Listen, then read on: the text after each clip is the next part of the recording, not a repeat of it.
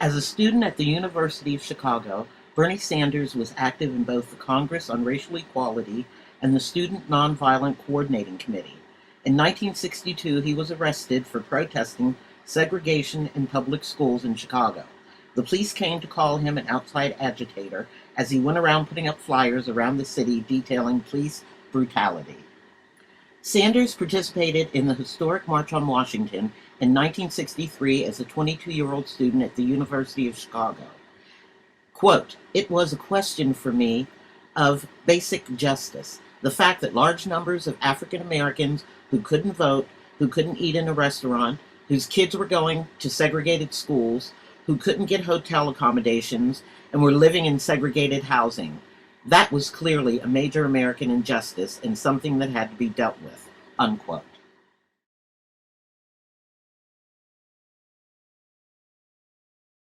We have come here tonight to feel the burn.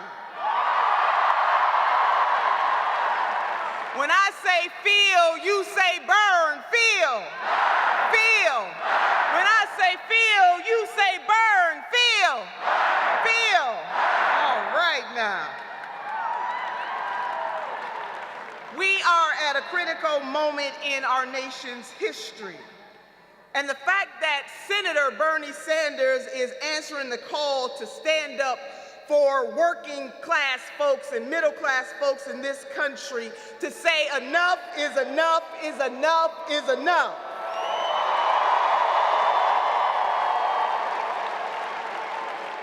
That countless folks who are in the working poor who work 2 and 3 jobs at a time and they still can't make ends meet, enough is enough is enough. For young people who are saddled by debt in this country, Senator Sanders says enough is enough is enough.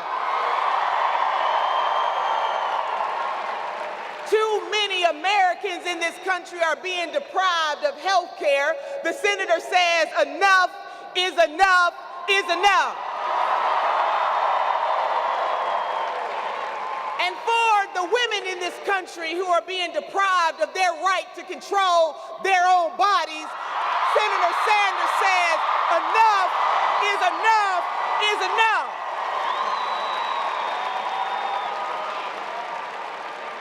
And ladies, can I just say this? We want our whole damn dollar. Enough is enough is enough. Or what about a justice system that is unjust to African Americans and our Hispanic brothers and sisters? Enough is enough is enough. You will not be surprised to know that Senator Sanders has a racial justice plan that affirms the value of people of color and wants to do away with the 4 types of violence that is waged against them: physical, political, legal, and economic. Enough is enough is enough.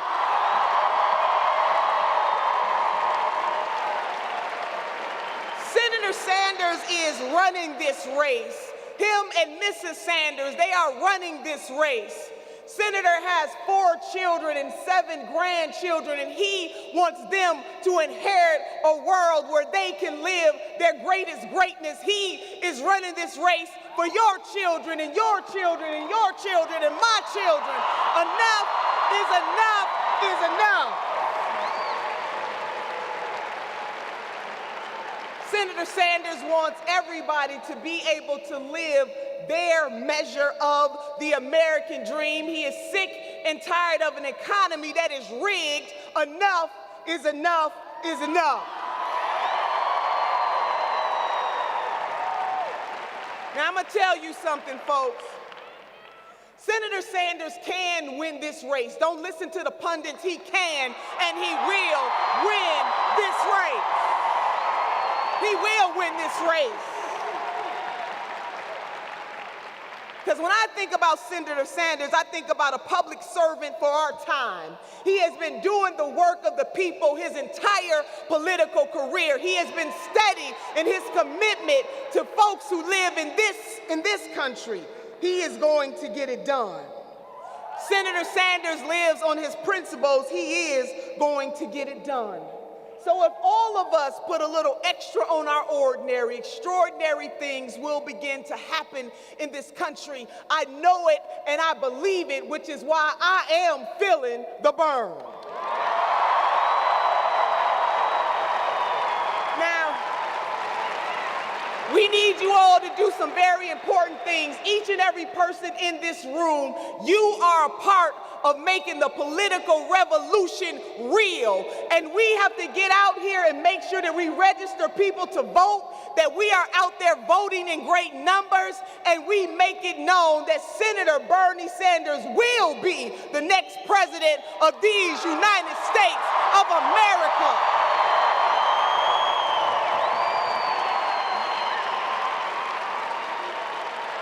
He is a man of principle, and I applaud the senator for taking this on. So I want to leave you with three things.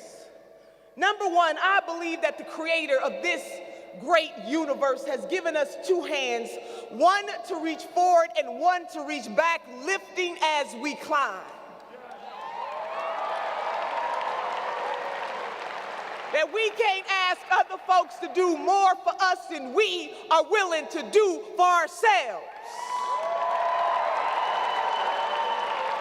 And lastly, in the words of my grandmother, who was born in 1913, my grandmother could not read or write, but she could count her money. And she kept her money in the Southern Ladies Bank and Trust. When I asked my grandmother, what does it take to be successful in life? She said, my dear granddaughter, all you need are the three bones, the wishbone, the jawbone, and the backbone. She said the wishbone will keep you hoping and praying because hope is the motivator, but the dream is the driver. The reason why Senator Sanders is running this race is because he knows that the hopes and the dreams of everyday citizens are wrapped in his leadership to push this country forward for all folks.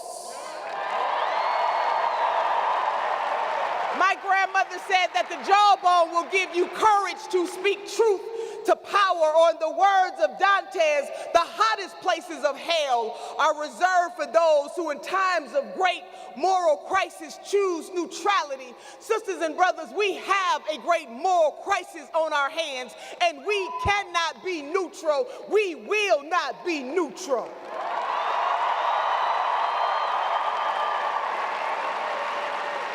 And none of that means anything unless you have the supercalifragilisticexpialidocious bone, which is the backbone, because the backbone will keep us standing through all of our trials and our tribulations. And in this life, we will go through some stuff, but you cannot have a testimony without a test.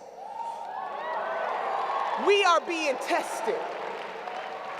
So feeling the burn is like when you have a good workout and the burning sensation you feel is proof that you are getting stronger. That is what Senator Sanders is doing for our party, and that is what he is doing for this nation.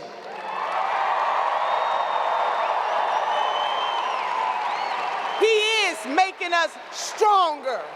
He is making us stronger. And if you want a Democratic Party that is super fierce and ultra committed and brings justice and equality and brings us all together, young and seasoned, black, white, Hispanic, Native American, Asian, all of us together, we must work and get the vote out. We must feel the burn, Cleveland. Feel the burn, Ohio. Feel the burn, America. Feel the burn. Senator Sanders is the public servant for our time. So when I say feel, you say burn. Feel. Feel. When I say feel, you say burn. Feel. Feel. Burn. Without further ado, I bring you the man that is taking it to, who's shown up doing the thing, the Honorable Senator Bernie Sanders.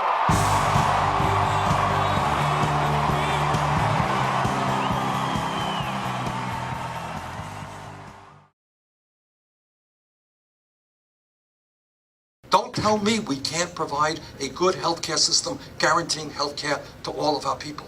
Don't tell me that we can't use technology to make sure that workers do not have to work 50 or 60 hours a week. Don't tell me that we can't have an excellent child care system and a great educational system in this country. Don't tell me that this great country and our young people cannot lead the world in transforming our energy system so the planet we leave to our kids and our grandchildren is one that is habitable. Don't tell me we can't do that. We can do that. But what we have to do to move forward is to take on the incredible greed and power of a handful of billionaire families who want it all. Honest to God, I cannot explain to you why a family like the Koch brothers, who are worth $85 billion, you might think that that is enough money. You might think that they're not quite worrying about feeding their families or their summer vacation. And yet, they are spending huge amounts of money to destroy Social Security, Medicare, Medicaid, public education, the Environmental Protection Agency. Now, why they are motivated to do that, I think a psychiatrist would have to examine. I don't understand. No, I really don't. No, I'm being very serious here. You know, we all have friends who have problems with alcohol, right? We have friends who have problems with drugs. But I think what you're looking at now is a certain number of very wealthy and powerful people who have a problem with greed and power. You know, and it's an addiction. They need more and more. But again, I don't know why you need billions more. Right? And we have got to stand united. And when we do that, there is nothing that we as a people cannot accomplish. It embarrasses me. It embarrasses me to tell you about what these other countries are doing for their people, and we're not doing it. But in order to do that, we do need a political revolution. Let me just simply tell you what that means. It means that you can't have elections as we did last November where 63% of the people don't vote, where 80% of young people don't vote. What we have to do is change our culture so that people understand that politics in a democratic society and involvement in the political process is what patriotism is about. So when people tell you, oh, you know, politics is all crap, why are you coming here on a beautiful afternoon to hear some senator from a state no one ever heard of? You know, why are you coming here? And you tell them because you're concerned about the future of this country. You want to hear ideas. And anyone who tells you that politics is not important, you ask them why the Koch brothers are going to spend $1 billion on this election. So if it's important for people who want to destroy Social Security, Medicare, and Medicaid, and federal aid to education, it is important for working families. So what I'm asking you to do is to help me make a political revolution in which we build a strong mass movement. I don't mind when wealthy people and billionaires come out against me. I kind of expect that. But I do get upset in hearing working people voting for candidates who are going to send their jobs abroad, who are going to take their kids off of health insurance, who are going to make it harder to send their kids to college.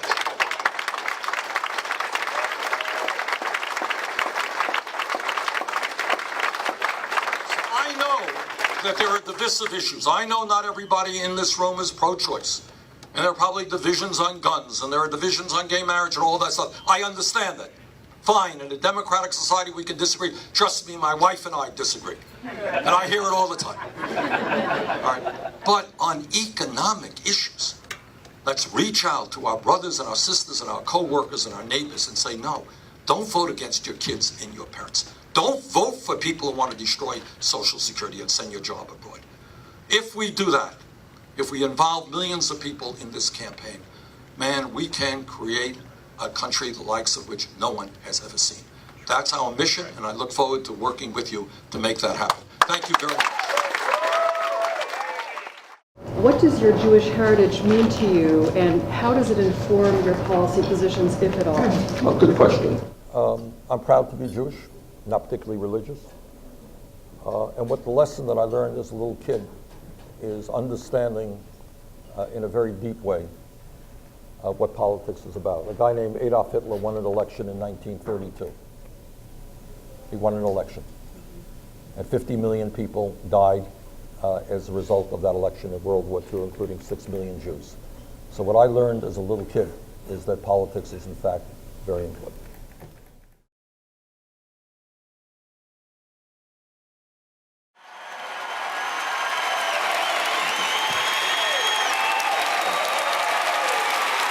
Thank you.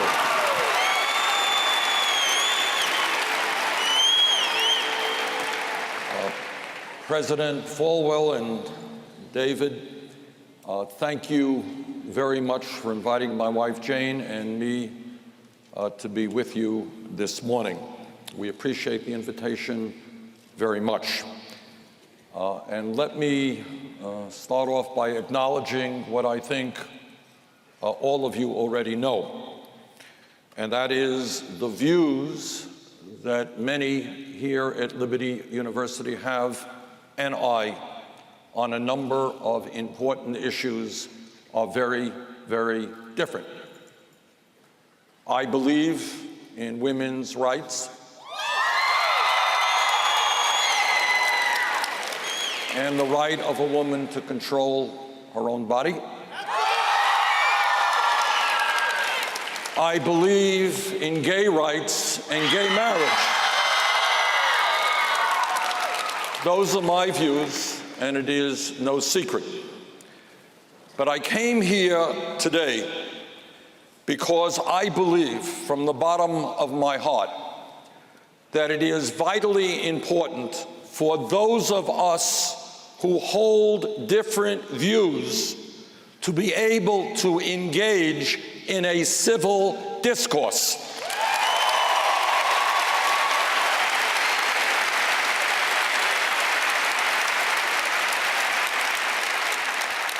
Too often in our country, and I think both sides bear responsibility for us, there is too much shouting at each other.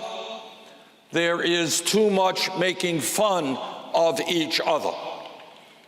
Now, in my view, and I say this as somebody whose voice is hoarse because I have given dozens of speeches in the last few months, it is easy to go out and talk to people who agree with you. I was in Greensboro, North Carolina just last night. All right, we had 9,000 people out.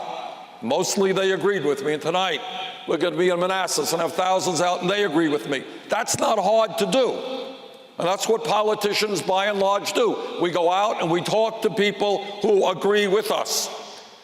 But it is harder, but not less important, for us to try and communicate with those who do not agree with us on every issue.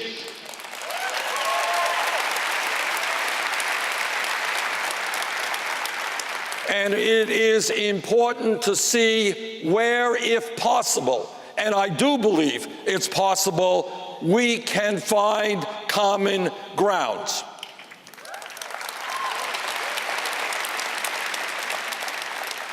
Now, Liberty University is a religious school, obviously.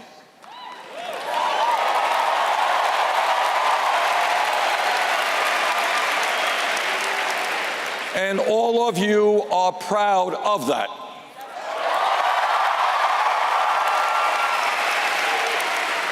You are a school which, as all of us in our own way, tries to understand the meaning of morality. What does it mean to live a moral life? And you try to understand in this very complicated modern world that we live in what the words of the Bible mean in today's society. You are a school which tries to teach its students how to behave with decency and with honesty, and how you can best relate to your fellow human beings, and I applaud you for trying to achieve those goals.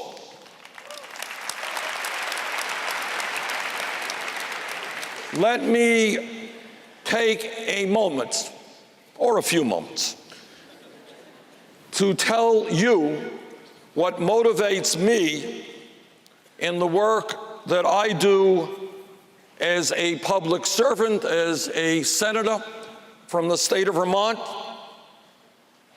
And let me tell you that it goes without saying, I am far from being a perfect human being, but I am motivated by a vision which exists in all of the great religions, in Christianity and Judaism, in Islam and Buddhism and other religions.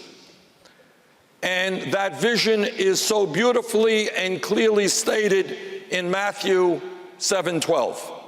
And it states, "So in everything, do to others what you would have them do to you. For this sums up the law and the prophets." That is the golden rule. Do unto others what you would have them do to you. That is the golden rule, and it is not very complicated. Let me be frank, as I said a moment ago. I understand that the issues of abortion and gay marriage are issues that you feel very strongly about. We disagree on those issues. I get that. But let me respectfully suggest that there are other issues out there that are of enormous consequence to our country and, in fact, to the entire world, that maybe, just maybe, we do not disagree on. And maybe, just maybe, we can try to work together to resolve them. This question from one of our students. If you were, sir, were elected president, what would you do to bring healing and resolution to the issue of racism in our country? We both want to see that go away. What steps would you begin to take if you were our leader in seeing that resolved? That is an excellent question. I thank you for it. I would hope and I believe that every person in this room today understands that it is unacceptable to judge people, to discriminate against people based on the color of their skin. Yes.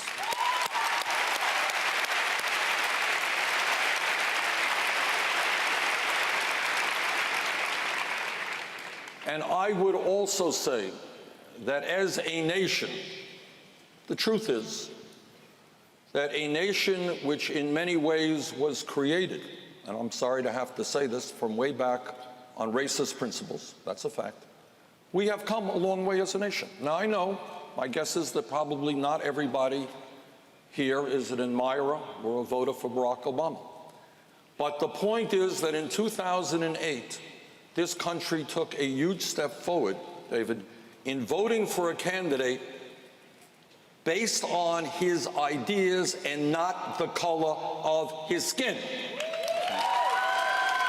And whether you like Obama or not, and I do, he is a friend of mine and I work with him on many issues, that is a step forward for America.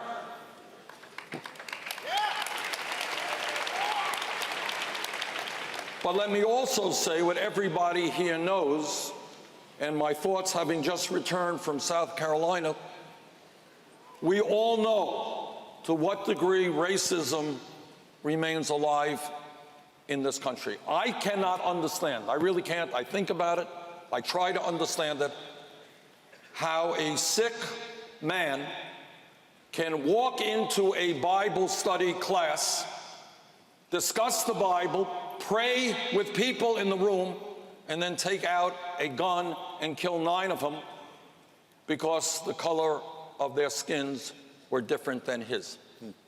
And I cannot understand for the life of me how there can be hundreds of groups in this country whose sole reason for existence is to promote hatred. These are hate groups. Right. And they say, join us so we can hate African Americans or gays or Jews or immigrants or anybody that is different from us. I can't understand that. But let us be clear that when you have unarmed African Americans shot by police officers, something which has been going on for years, that is also institutional racism and cries out for reform.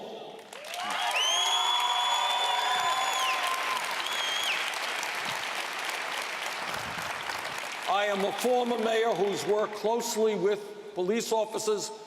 Vast majority of them are honest, work hard, and do a very good job.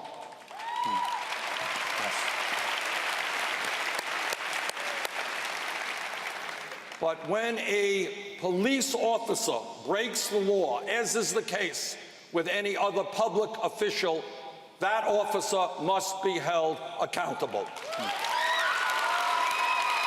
That's justice. And there is a lot to be done in terms of our criminal justice system, in terms of minimal sentencing, in terms of local police departments which look like armies that are invading a community. But to answer your question, I think what we have got to do is when we see instances of racism, when we hear political leaders appealing to the worst elements of us by making racist attacks against people from another country or people whose color may be different than most of us, we have got to stand up and say, in America, you're not going to do that. Racism is unacceptable. Everybody here should know, 50, 60, 70 years ago in this country, we had segregated schools and segregated restaurants. And it took a Supreme Court, it took Martin Luther King Jr., it took millions of people to man public policy which ended segregation. That's right. We know that you were in North Carolina last night. You're going to be in Manassas this afternoon. You continue to go from place to place, just meeting your staff. They're just incredibly hardworking people in this very fast pace where you and your wife are on the campaign trail with grandkids, and you're the liveliest 73-year-old I've ever met, sir. And how can we pray for you and your family? How can we be thinking of you? What can we, when we think of you and we see you on TV, what can we say? Bernie Sanders asked us to pray for him. He asked us to, what can we? Well, David, thank you very much for that thought. I appreciate it from the bottom of my heart. But this is what I would like prayers to be for. Yes, sir. Not just for me. Far more significantly, are prayers for our country, prayers for how we bring our people together, prayers for how we can create in the wealthiest country in the history of the world, a beautiful country, a country where all people have health care, where all kids who have the ability can go to college, where we have wiped out childhood poverty. Those are the prayers that I want to join with you in making. Amen. That's great.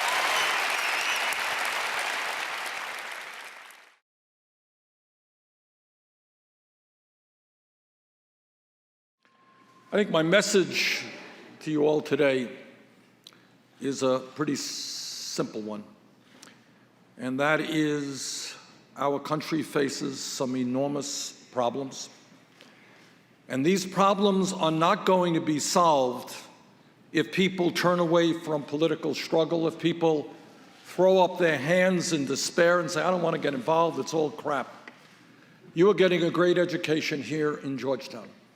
And I hope very much you will use what you have learned here to fight to create a better world and to follow in the traditions of so many people for so many years who have struggled to create a more democratic and just society. Let me take you now back to the 1937. And in his inaugural address, in the midst of the Great Depression, President Franklin Delano Roosevelt looked out at the nation in the midst of this terrible depression And this is what he saw, and this is what he talked about in his inaugural. He saw tens of millions of people denied the basic necessities of life. He saw millions of families trying to live on incomes so meager that the pall of family disaster hung over them every single day. He saw millions of his fellow Americans denied education, recreation, and the opportunity to better their lot and the lot of their children. He saw millions lacking the means to buy the products they needed, and by their poverty, by their lack of disposable income, denying employment to many other millions. Because when you don't have money to spend, you're not creating jobs for other people. He saw 1/3 of a nation ill-housed, ill-clad, and ill-nourished. And he acted against the ferocious opposition of the ruling class of his day, people he called the economic royalists.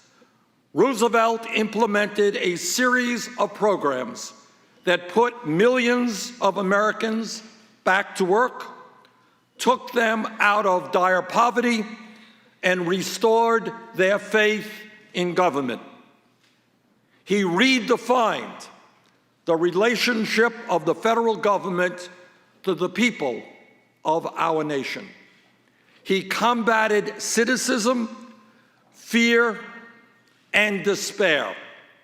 He reinvigorated democracy. He transformed our country. And that is exactly what we have to do today. And by the way, almost everything he proposed, almost every program, every idea he introduced was called socialist.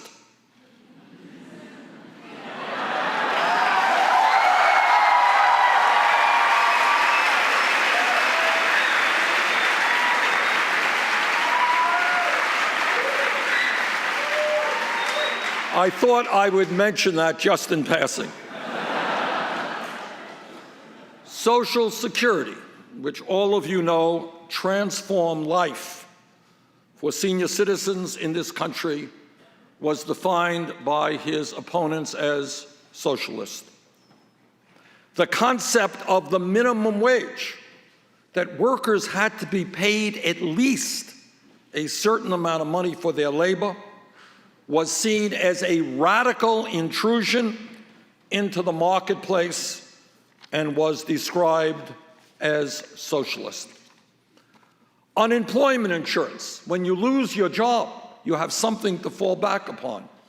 Abolishing child labor, ending the fact that children of 8, 10, 12 years of age were working in factories or working in the fields. The 40-hour work week, collective bargaining, the rights of workers to engage in negotiations with a union, strong banking regulations, deposit insurance, and job programs that put millions of people to work were all described in one way or another as socialist.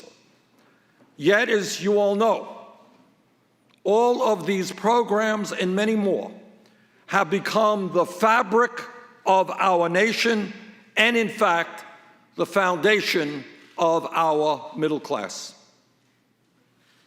30 years later, after Roosevelt's speech in the 1960s, President Lyndon Johnson fought for Medicare and Medicaid to provide health care to millions of senior citizens and families with children, persons with disabilities, and some of the most vulnerable people in this country. Today, Medicare does not seem to be such a terribly radical idea to say that when somebody gets old, they should have medical insurance. But when it was proposed, once again, we heard right-wing forces describe these programs as socialistic and a threat to the American way of life. That was then, now is now.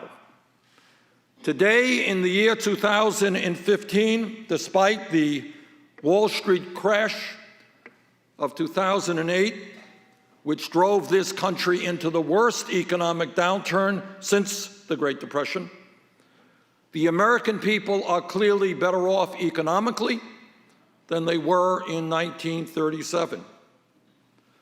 But here is a very hard truth that we must acknowledge, we must address, we must not sweep under the rug. And that is, despite a huge increase in technology, and I can remember back, I was mayor of the city of Burlington, Vermont. Anybody here from Vermont? Okay. And when I was mayor in the 1980s, a radical development took place. We got computers in City Hall. Okay? 1980s. Despite a huge increase in technology and worker productivity, meaning that almost every worker in America with that technology is producing a lot more than workers that came before. Despite major growth in our GDP and a huge increase in the global economy, tens of millions of American families continue today to lack the basic necessities of life, while millions more struggle every day to provide a minimal standard of living for their families. And I hope none of you will turn your back on that reality. And the truth is, and again, this is a truth we must put on the table. Yes, we are better off today economically than we were 7 years ago when Bush left office. But the other truth is that for the last 40 years under Republican leadership and Democratic leadership, the great middle class of our country has been in decline, and faith in our political system is now extremely low. New technology, increased worker productivity, people working longer hours for lower wages, faith in our political system now extremely low. In my state of Vermont and all over this country, it is absolutely not uncommon to see people working 2 jobs or 3 jobs to cobble together the income and the health care they and their families need. In fact, Americans work longer hours than do the people of any other industrialized country. But despite the fact that our people are working so hard, I go around the country and I see a lot of working people, and you can see the stress and exhaustion on their faces. They're working crazy hours. Husbands hardly see wives. People don't have the quality time for their kids because they're working so hard just to bring in the income to survive. And despite all of that, despite our people working so hard, 58% of all new income generated today is going to the top 1%.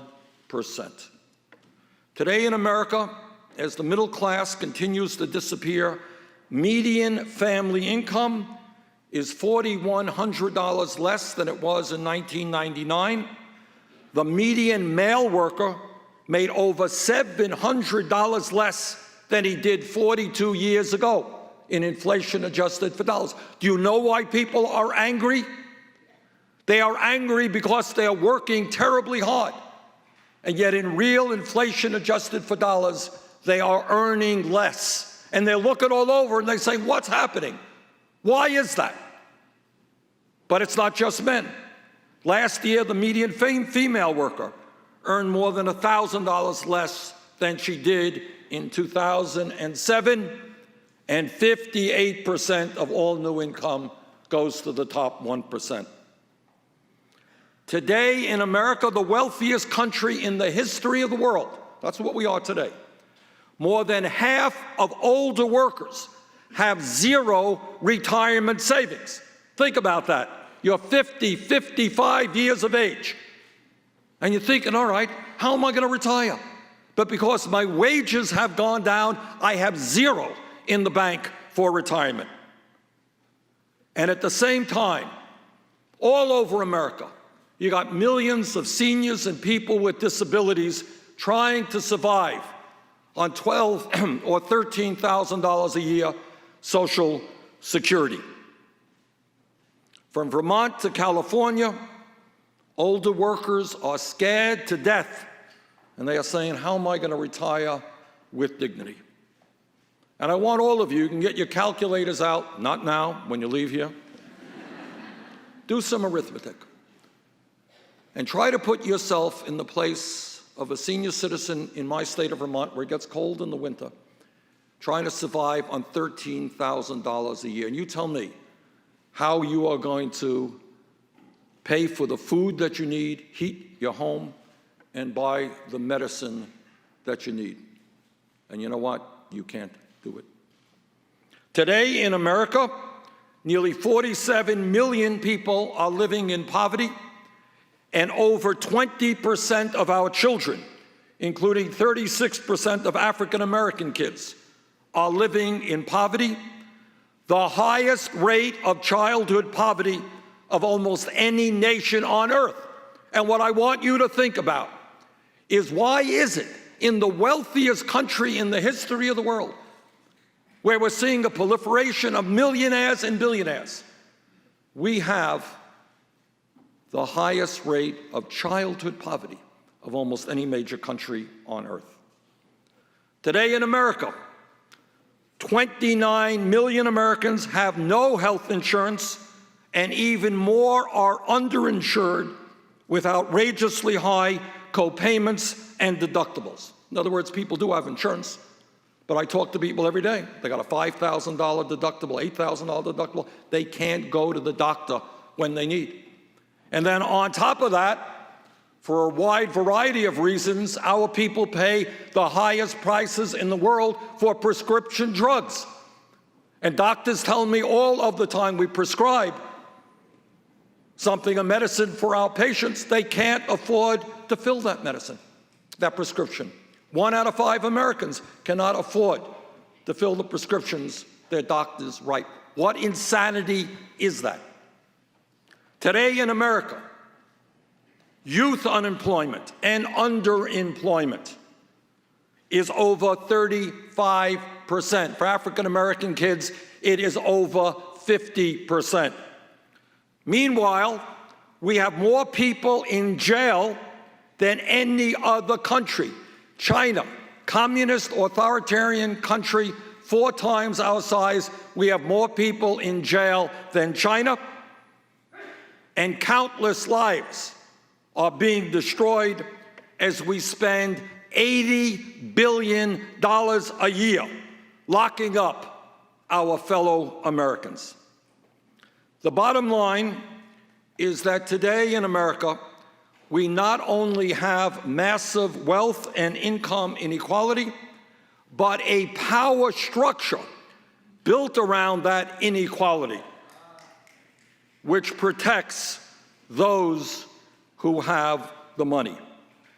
Today, a handful of super wealthy campaign contributors have enormous influence over the political process, while their lobbyists determine much of what goes on in Congress.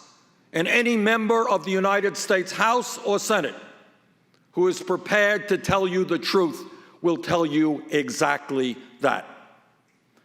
So let me take this opportunity to define for you, simply and straightforwardly, what democratic socialism means to me.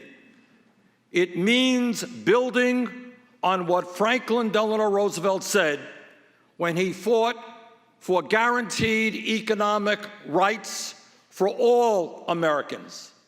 And it builds on what Martin Luther King Jr. said in 1968 when he stated, and I quote, "This country has socialism for the rich and rugged individualism for the poor," end of quote.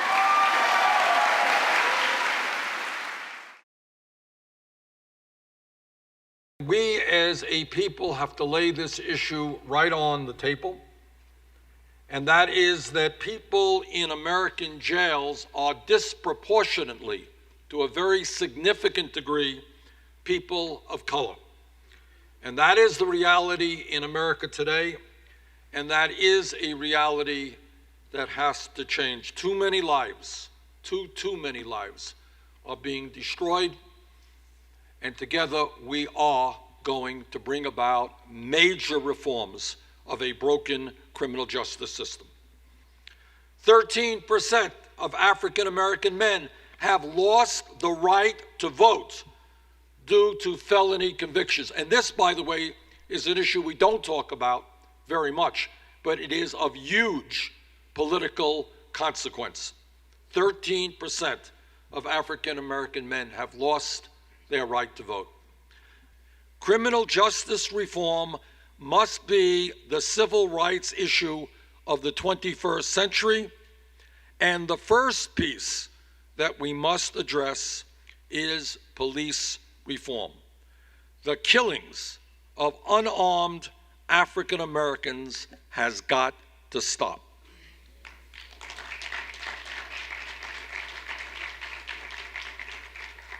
Across our nation, too many African Americans and other minorities find themselves subjected to a system that treats citizens who have not committed crimes as if they were criminals. A growing number of communities do not trust the police, and police have become disconnected, alien to the communities that they are sworn to protect. At the federal level, we need to establish a new model police training program that reorients the way we do law enforcement in this country. With input from a broad segment of the community, we must reinvent how we police America. A critically important component of this reform is a set of new rules on the allowable use of force.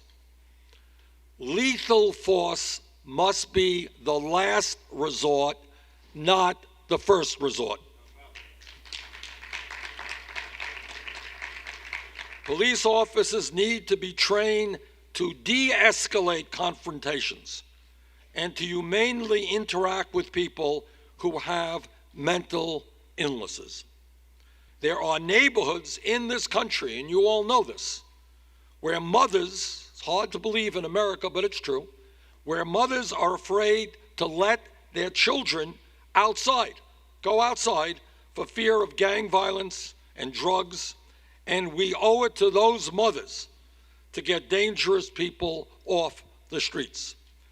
But mothers should not be afraid of their children being targeted by the police because of the color of their skin.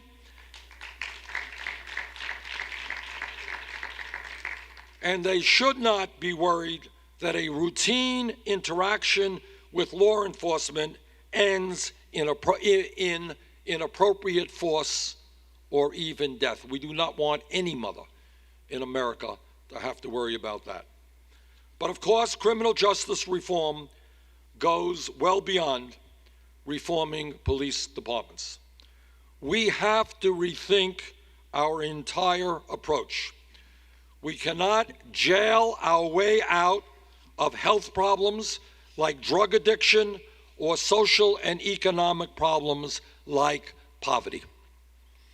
We must end the over-incarceration of nonviolent young Americans who do not pose a serious threat to our society. It is unacceptable to me that we stigmatize so many young Americans with a criminal record for possessing marijuana But at the same time, not one major CEO of a Wall Street bank whose illegal activities helped destroy the economy of the United States, not one of them has a police record.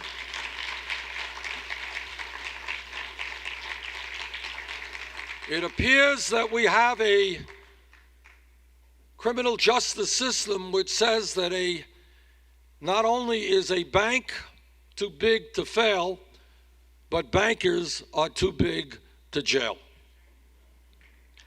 And by the way, all of that, the fact that hundreds and hundreds of lives of young people have been destroyed because they get police records for smoking marijuana, and the fact that no CEOs of Wall Street firms get police records, all of this has a huge impact upon people's attitude toward the government, upon justice, upon fairness. The federal system of parole needs to be reinstated. For people who are serving long sentences, there needs to be an incentive for people to make different choices and earn their way to a shorter sentence and a path to a productive life. For people who have committed crimes that have landed them in jail, there needs to be a path back from prison. And that includes a restoration of full voting rights. Now, I don't have to tell you that by and large, we do a pretty bad job in making sure that when people are released from jail, they don't end up in jail again. Clearly, you don't have to be a criminologist to understand that if somebody leaves jail without job training, without education, without money, without housing, the odds are that they will fall back into the same environment that got them in jail in the first place. And that is a waste of human life, and that is a huge waste of taxpayers' dollars, and we have got to end that. We must address the lingering, unjust stereotypes that lead us to label black youths as thugs or super predators. If we are serious about keeping kids out of jail, if we are serious about making sure our kids are in school or have jobs, yes, we can do that. We do not need to allow millions of kids to fall through the cracks, to hang out on street corners, to get into trouble, to end up in jail, and to see their lives destroyed. Every child in America, whether in my hometown of Burlington, Vermont, or here in Columbia, South Carolina, if you do your schoolwork well, if you pay attention, if you are serious about school, you will be able to go to college regardless of the income of your family. We have to make sure that poor communities have access to credit on fair terms, not payday lenders. You know, the pathetic truth is, it is very expensive to be poor. Do you know what I mean by that? All right. You cash your check and you pay an outrageous sum of money because you're not able to get a bank account in a normal bank. We got to change those things.